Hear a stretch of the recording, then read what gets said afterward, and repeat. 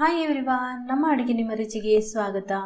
ಎರಡು ವಸ್ತುವನ್ನು ಹಾಕಿ 10 ನಿಮಿಷದಲ್ಲಿ ಯುಗಾದಿ ಹಬ್ಬಕ್ಕೆ ಒಂದು ಸಬ್ಬಕ್ಕಿ ಪಾಯಸ ಮಾಡೋದನ್ನು ನೋಡೋಣ. ತುಂಬ ರುಚಿಕರವಾಗಿರುತ್ತೆ. ತುಂಬ ಸಿಂಪಲ್ ಆಗಿ ಮಾಡ್ಕೊಳ್ಬೋದು. ಇದು ಯುಗಾದಿ ಹಬ್ಬಕ್ಕೆ ಪಾಯಸನೂ ಆಯಿತು, ಹಾಗೆಯೇ ಬಿಸಿಲಿಗೆ ದೇಹಕ್ಕೆ ತಂಪನ್ನು ಕೂಡ ನೀಡುತ್ತೆ. ಹಾಗೆಯೇ ಈ ಸಬ್ಬಕ್ಕಿ ನೋಡಿದರೆ ನಿಮಗೆ ಗೊತ್ತಾಗುತ್ತೆ ನೋಡಿ ಎಷ್ಟು ದೊಡ್ಡದಾಗಿ ಬಂದಿದೆ ಅಂತ ಅಲ್ವಾ. ತುಂಬ ಚೆನ್ನಾಗಿ ಬರುತ್ತೆ. ಹಾಗಾದರೆ ಇದನ್ನು ಮಾಡೋದು ಹೇಗೆ ಅಂತ ನೋಡೋಣ ಬನ್ನಿ. ನೀವೇನು ನಮ್ಮ ಚಾನಲ್ಗೆ ಸಬ್ಸ್ಕ್ರೈಬ್ ಆಗಲಿಲ್ಲ ಅಂದರೆ ಸಬ್ಸ್ಕ್ರೈಬ್ ಮಾಡ್ಕೊಳ್ಳಿ, ಪಕ್ಕದಲ್ಲಿರುವ ನೋಟಿಫಿಕೇಷನ್ ಬೆಲ್ ಕೂಡ ಕ್ಲಿಕ್ ಮಾಡ್ಕೊಳ್ಳಿ. ನಾನಿಲ್ಲಿ 1/4 ಕಪ್ನಷ್ಟು ಸಬ್ಬಕ್ಕಿಯನ್ನು ತಗೊಂಡಿದ್ದೀನಿ.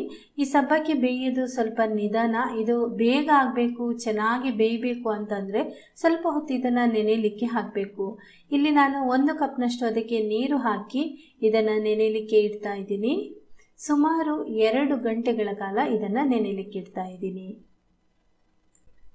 2 ಗಂಟೆಗಳ ನಂತರ ಸಬ್ಬಕ್ಕಿಯನ್ನು ತೆಗೆದು ನೋಡಿದರೆ ಇದು ನೋಡಿ ಈ ರೀತಿ ಚೆನ್ನಾಗಿ ನೆಂದಿರುತ್ತೆ. 2 ಬೆರಳಲ್ಲಿ ಈ ರೀತಿ ಮಾಡಿದರೆ ನೋಡಿ ತುಂಬ ಚೆನ್ನಾಗಿ ಇದು ಸಾಫ್ಟ್ ಆಗಿದೆ ಅಲ್ವಾ. ಈ ಕಪ್ನಲ್ಲಿ 1/4 ಕಪ್ನಷ್ಟು ಸಬ್ಬಕ್ಕಿ ತಗೊಂಡಿರೋದು ನಾನು. ಅದೇ ಕಪ್ನಲ್ಲಿ ನಿಮಗೆ ಹಾಲು ಅಳತೆ ಮಾಡಿ ತೋರಿಸ್ತಾ ಇದ್ದೀನಿ. 1.5 ಕಪ್ನಷ್ಟು ಹಾಲು ತಗೊಳ್ತಾ ಇದ್ದೀನಿ. ಇದನ್ನು ಒಂದು ಪಾತ್ರೆಗೆ ಹಾಕಿದ್ದೀನಿ. ಫಸ್ಟ್ 1 ಕಪ್ನಷ್ಟು ಪಾತ್ರೆಗೆ ಹಾಕಿದ್ದೀನಿ. ಇವಾಗ ಅರ್ಧ ಕಪ್ನಷ್ಟು ತಗೊಂಡಿದ್ದೀನಿ. ಒಟ್ಟಿಗೆ 1.5 ಕಪ್ನಷ್ಟು ಹಾಲು, 1/4 ಕಪ್ನಷ್ಟು ಸಬ್ಬಕ್ಕಿ. ಇದರಲ್ಲಿ 3 ಜನರಿಗೆ ಆಗುವಷ್ಟು, ಅಥವಾ ನೀವು ಸ್ವಲ್ಪ ಕಮ್ಮಿ ತಿನ್ನೋದಾದರೆ 4 ಜನರಿಗೆ ಆಗುವಷ್ಟು ಪಾಯಸ ಆಗುತ್ತೆ. ಹಾಲು ಫಸ್ಟ್ ಚೆನ್ನಾಗಿ ಒಂದು ಕುದಿ ಬರಬೇಕು. ಇವಾಗ ನೋಡಿ ಹಾಲು ಚೆನ್ನಾಗಿ ಒಂದು ಕುದಿ ಬರ್ತಾ ಇದೆ. ಈಗ ಇದನ್ನು ಒಂದು ಸರ್ತಿ ಸೌಟಲ್ಲಿ ಈ ರೀತಿ ಮಿಕ್ಸ್ ಮಾಡ್ಕೊಳ್ಳಿ. ಯಾಕೆಂದರೆ ಅದರಲ್ಲಿ ಮೇಲ್ಗಡೆ ಕೆನೆ ಬರುತ್ತಲ್ವ, ಹಾಗಾಗಿ ಅದನ್ನು ಒಂದು ಸರ್ತಿ ಮಿಕ್ಸ್ ಮಾಡ್ಕೊಂಡ್ಬಿಟ್ಟು ನಂತರ ಅದಕ್ಕೆ ಈ ನೆನೆ ಹಾಕಿರುವಂತಹ ಸಬ್ಬಕ್ಕಿಯನ್ನು ಹಾಕಿ ಸೌಟಲ್ಲಿ ಚೆನ್ನಾಗಿ ಈ ರೀತಿ ತಿರುಗಿಸ್ಬೇಕು. ಸಬ್ಬಕ್ಕಿ ಹಾಕಿದ ಮೇಲೆ ಇದನ್ನು ಬೇಯಲಿಕ್ಕೆ ಬಿಡಬೇಕು. ಆದರೆ ಆವಾಗ ಸೌಟಲ್ಲಿ ಈ ರೀತಿ ತಿರುಗಿಸ್ತಾನೆ ಇರಬೇಕು. ಇದೊಂದು 3 ನಿಮಿಷ ಅಥವಾ 5 ನಿಮಿಷದಲ್ಲಿ ಚೆನ್ನಾಗಿ ಬೆಂದ್ಬಿಡುತ್ತೆ. 5 ನಿಮಿಷ ಇಟ್ಟರೆ ಒಳ್ಳೆಯದು. ನೋಡ್ಬೋದು ನೀವಿಲ್ಲಿ ಈಗ ಇದು ಕುದಿ ಬರ್ತಾ ಇದೆ. ಕುದಿ ಬರುವಾಗಲೇ ಇದು ನೋಡಿ ಟ್ರಾನ್ಸ್ಪರೆಂಟ್ ಆಗ್ತಾ ಇದೆ. ತುಂಬ ಬೇಗ ಬೇಯುತ್ತೆ ಈ ರೀತಿ ನೆನೆ ಹಾಕೋದ್ರಿಂದ. ಇದನ್ನು ನೀವು ನೀರಿನಲ್ಲಿ ಅಲ್ಲದೆ ಹಾಲಿನಲ್ಲಿ ಕೂಡ ನೆನೆ ಹಾಕಿ ಬೇಯಿಸ್ಕೊಳ್ಬಹುದು. ಚೆನ್ನಾಗಿ ಇದು ಕುದಿ ಬರಲಿ 1-2 ನಿಮಿಷ.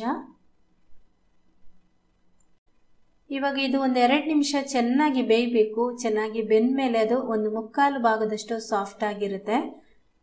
ಈಗ ಇದಕ್ಕೆ ಸಕ್ಕರೆ ಸೇರಿಸ್ಕೊಳ್ಳೋಣ. ಸಕ್ಕರೆ ನಾನು ಸಬ್ಬಕ್ಕಿ ಹಾಕಿದ ಕಪ್ನಲ್ಲೇ ತಗೊಂಡಿದ್ದೀನಿ ಸಕ್ಕರೆ. ಅದರಲ್ಲಿ 1/4 ಭಾಗದಷ್ಟು ಹಾಕಿದ್ದೀನಿ. ಇನ್ನೊಂದು ಸ್ವಲ್ಪ ಇಟ್ಟಿದ್ದೀನಿ. ಆಮೇಲೆ ಟೇಸ್ಟ್ ನೋಡಿಕೊಂಡು ಮತ್ತೆ ಹಾಕೋದಕ್ಕೆ. ಅದು ಅಳತೆ ಎಷ್ಟು ಅಂದರೆ ಸಬ್ಬಕ್ಕಿ ನಾನು 1/4 ಕಪ್ ತಗೊಂಡಿದ್ದೀನಲ್ವ, 1/4 ಕಪ್ನಷ್ಟು ಸಕ್ಕರೆ ತಗೊಂಡಿದ್ದೀನಿ. ಸಕ್ಕರೆ ಹಾಕಿದ ಮೇಲೆ 1-2 ನಿಮಿಷ ಚೆನ್ನಾಗಿ ಇದನ್ನು ಬೇಯಿಸ್ಕೊಳ್ಳಿ. ಸಕ್ಕರೆ ಹಾಕಿ ಅದೆಲ್ಲ ಕರಗಿದ ಮೇಲೆ ಇನ್ನೊಂದ್ಸಲ ರುಚಿ ನೋಡಿಕೊಂಡು ಈ ಸಕ್ಕರೆಯನ್ನು ಕೂಡ ಹಾಕ್ತಾ ಇದ್ದೀನಿ. ಇದು ಕರೆಕ್ಟ್ ಆಗಿದೆ 1/4 ಕಪ್ನಷ್ಟು ಸಕ್ಕರೆ.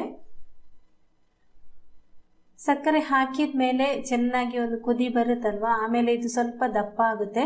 ಬೇಕಾದರೆ ಇವಾಗ ನೀವು ಇದಕ್ಕೆ ಒಂದು ಸ್ವಲ್ಪ ನೀರು ಹಾಕೋಬಹುದು. ಯಾಕೆಂದರೆ ಅದು ತಣ್ಣಗಾದ್ಮೇಲೆ ಇನ್ನೂ ಕೂಡ ದಪ್ಪ ಆಗುತ್ತೆ. ಹಾಗೆಯೇ ಇದು ನೋಡಿ ಇನ್ನೂ ಕೂಡ ಜಾಸ್ತಿ ಟ್ರಾನ್ಸ್ಪರೆಂಟ್ ಆಗಿದೆ ಮತ್ತು ಸ್ವಲ್ಪ ಸೈಜ್ ಎಲ್ಲ ದೊಡ್ಡದಾಗ್ತಾ ಬರ್ತಾ ಇದೆ.